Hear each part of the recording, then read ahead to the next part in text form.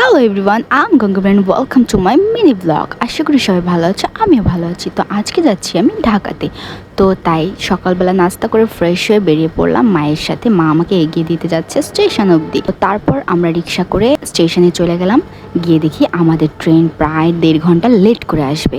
তারপরে কি করি বুঝতে পারছিলাম না। তারপর বসে বসে কি আর করব, এদিকে আবার বাকিরাও চলে এসেছিল। তাই ওয়েট করতে করতে আমরা চা খেতে গেলাম। চা খাওয়ার পর দিন আমরা ট্রেন ছাড়লো আমাদের প্রায় 11:30টার পর। তারপরে আমরা ট্রেন এনজয় করতে করতে উঠলাম। এনজয় কি ভাই, 12টা বেজে গেছে, 12 ঘন্টার জার্নি। এই যে তার মধ্যে এগুলো কাহিনী, কিছু কিছু ক্লিপ নিয়ে রেখেছি তোমাদের জন্য দেখার জন্য।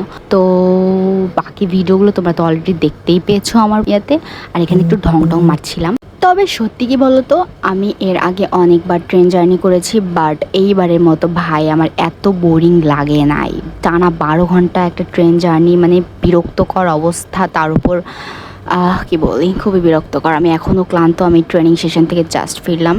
সেশন থেকে ফিরে আর কি ভয়েস দিচ্ছি। তো ভালো থেকো সবাই। ভিডিওটা আজকে এই অবধি, ভয়েস দেওয়ার অপশান নেই, আমি বেলকনিতে এসে ভয়েস দিচ্ছি। তো ভালো থাকো সবাই, আর দেখা হবে নেক্সট কোনো ব্লগে। আর আমি মাঝে মাঝে লাইভে যাবো এই কয়েকদিনের মাঝখানে। তোমরা একটু অ্যাক্টিভ থেকো। Okay, tata, bye bye, God bless you.